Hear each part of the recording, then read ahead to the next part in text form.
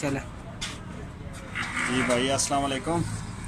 ये देखें हम यूरो बस के हिस्से का सीएल डाल रहे हैं। आप देख रहे हैं बिल्कुल इजी फेल हम डाल रहे हैं।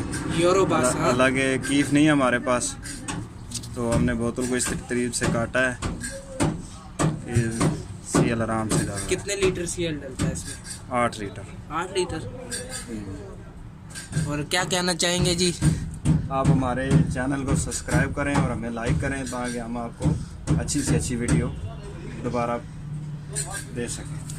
ठीक है जी, हमारे चैनल को लाइक एंड सब्सक्राइब करना मत भूलिएगा और विज़िट भी कीजिएगा। अल्लाह हाफिज़।